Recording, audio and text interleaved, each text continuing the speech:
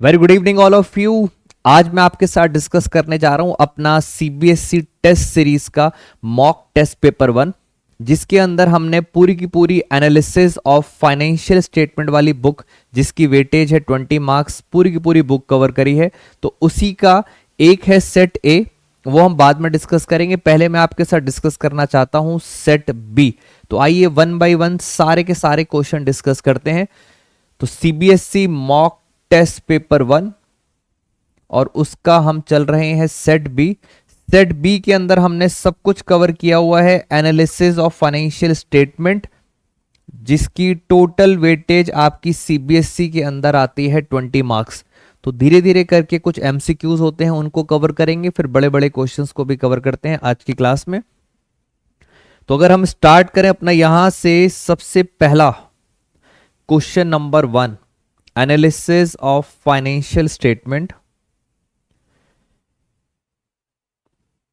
Preliminary expenses, पहला word आ गया। Preliminary expenses are to be written off completely in the year in which such expenses are incurred, they should be written off first। कह रहे हैं सबसे पहले कहां से राइट ऑफ होता है, एंड बैलेंस। तो सबसे पहले हम यूज करते हैं सिक्योरिटी प्रीमियम को, और अगर कुछ बैलेंस बच जाता है तो हम यूज करते हैं statement of profit and loss. तो ये है इसका करेक्ट आंसर। अब जैसे ये वर्ड लिखा है प्रीलिमिनरी एक्सपेंसेस, ऐसे आपको पता है एक और होता है जिसका नाम होता है discount on issue of debenture. तो आप याद रखेंगे पेपर में ऐसा भी हो सकता है, discount on issue of debentures, उसको भी हम इसी तरह से कवर करते हैं। पहले प्रीमियम से राइट ऑफ करते हैं, फिर हम राइट ऑफ करते हैं उसको statement of P and L से। आइए question number 2, match of the following current maturities of to long term loan. Current maturities हमारी आती हैं शॉर्ट टर्म बोरोइंग, यानी सर पहले वाला का आंसर हो गया short term borrowing. Loan repayable on demand और whose original tenure is not more than 12 months और ऑपरेटिंग साइकिल, यानी सर इसको भी हम कहां दिखाएंगे, this is also called short term borrowings. तो दोनों ही पॉइंट्स किसके अंदर कवर होते हैं, शॉर्ट टर्म बोरोइंग्स के अंदर। चलिए और आगे चलते हैं।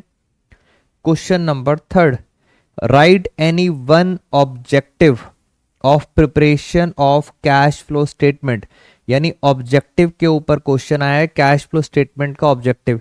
एक तो बहुत इजी ऑब्जेक्टिव है, टू फाइंड आउट इनफ्लो और आउटफ्लो ऑफ कैश। 3 एक्टिविटीज होती हैं, कुछ भी आप लिख सकते हो, उसका एक ऑब्जेक्टिव लिखना है। क्वेश्चन नंबर 4,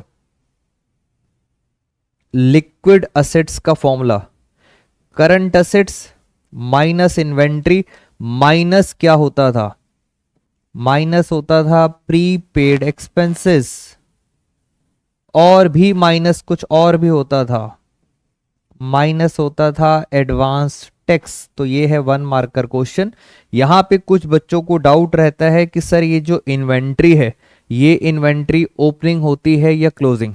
तो मैं अपने टेस्ट पेपर्स के थ्रू आपको पूरी क्लैरिटी दे देता हूं। ये इन्वेंट्री हमेशा ही कौन सी होती है, closing inventory.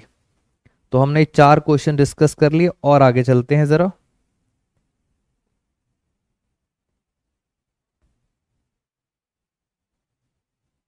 Next question, question number 5, which of the following is not a limitation of financial statement analysis. Financial statement analysis की लिमिटेशन नहीं है। तो इसके अंदर हम देखें, ignores the qualitative elements, not free from personal balance, intra firm comparison, ignore the price level changes. तो सारी लिमिटेशंस हैं, ये लिमिटेशन नहीं है। इंट्रा फर्म कंपैरिजन हम कर सकते हैं फाइनेंशियल स्टेटमेंट का। तो करेक्ट आंसर है C. Question number 6, a company has resolved to call 2 per share at the time of winding up. Company चाहती है जब हमारी कंपनी वाइंडिंग अप हो, यानी जब हमारी कंपनी बंद हो रही है, उस टाइम हम आप सब शेयर होल्डर्स से 2 रुपए मांगेंगे। इस तरह की कैपिटल को क्या बोला जाता है?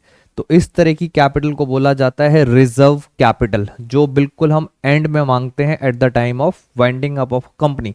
तो करेक्ट आंसर हो गया reserve capital. Question number 7, head बताना है और सब हेड बताना है आपको। Balance sheet of companies as per companies act 2013, unclaimed dividend और प्रपोज डिविडेंड। अनक्लेम्ड डिविडेंड कहां आता है? अनक्लेम्ड डिविडेंड हमारे पास आता है करंट लायबिलिटी, और करंट लायबिलिटीज के बाद आता है other current liabilities.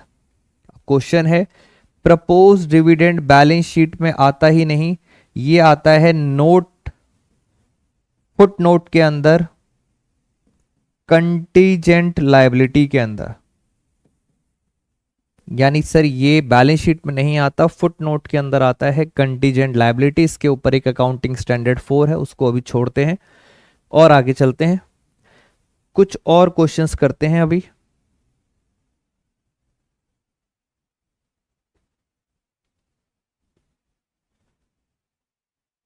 Question number,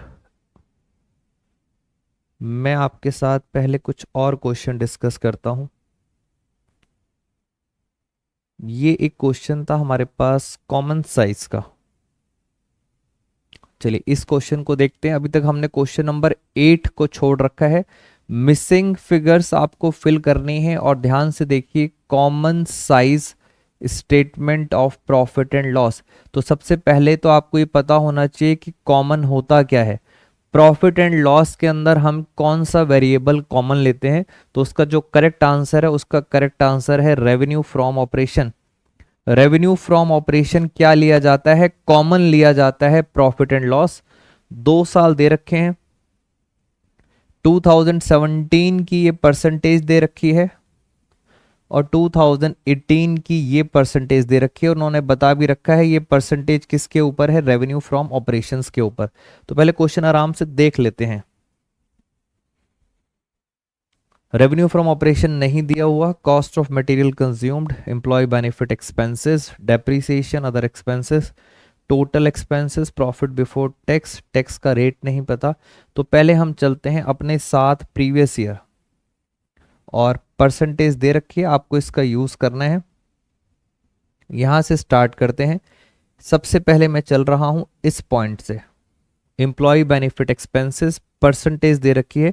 तो परसेंटेज निकालने का तरीका क्या होता था? पहले एक बार मैं फॉर्मूला लिख देता हूं यहां पर।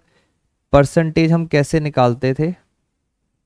फॉर एग्जाम्पल मुझे निकालना है एम्प्लॉय बेनिफिट एक्सपेंस, तो मैं ऊपर लिखूंगा एम्प्लॉय बेनिफिट एक्सपेंस, अपॉन में लिखूंगा आर एफ ओ इंटू 100। इस तरह से निकालते थे हम percentage.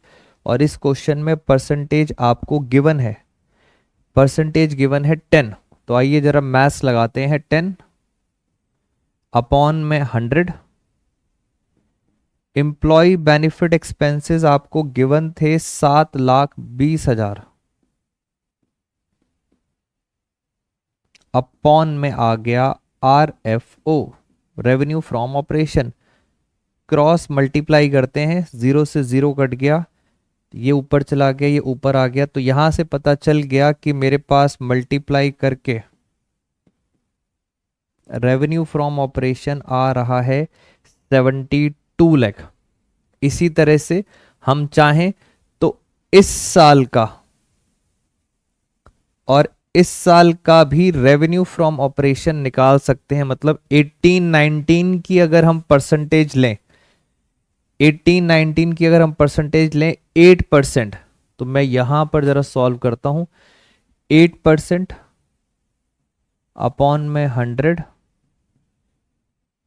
Employ benefit expense current year के दे रखे हैं 9,60,000, अपॉन में आर एफ ओ।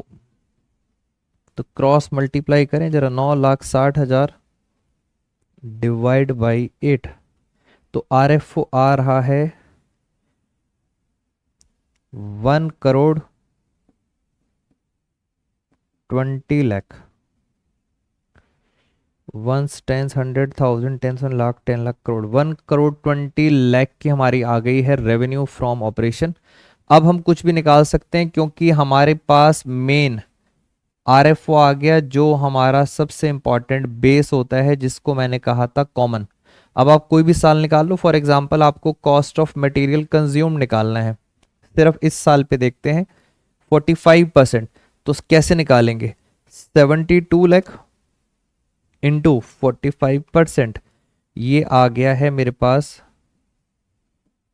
32,42,000। और देखें, ये निकालना है मुझे 7.5%। किसका निकालते हैं? हमेशा हर चीज किसकी निकालेंगे? रेवेन्यू फ्रॉम ऑपरेशन की। तो 72 लाख इंटू 7.5%, तो ये आ रही है 5,40,000। अब इन चारों एक्सपेंस को प्लस कर लेते हैं।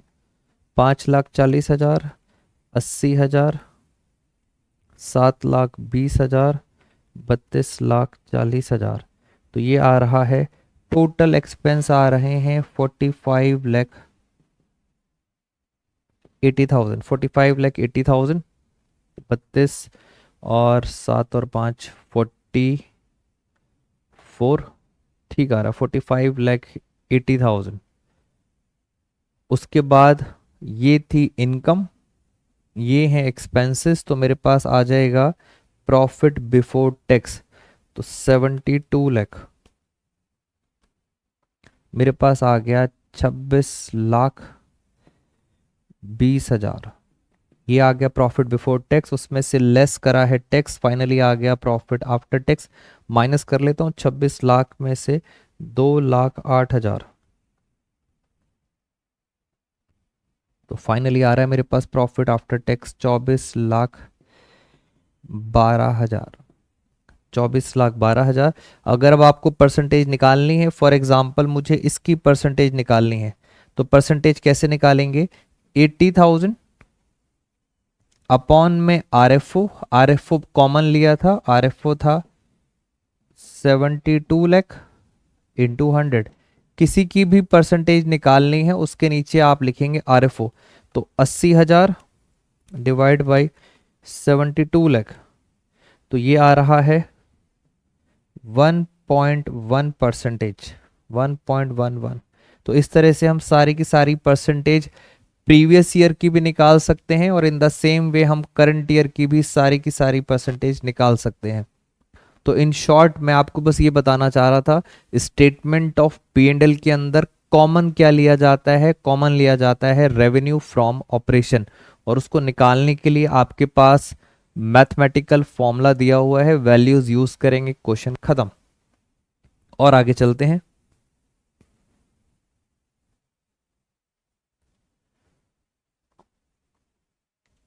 कैश फ्लो पर आते हैं। बच्चों को बेसिकली कैश फ्लो में सबसे ज़्यादा प्रॉब्लम है, तो कैश फ्लो वाला पार्ट पहले इसको ज़रा सॉल्व करते हैं, क्या लिखा हुआ है इसके अंदर।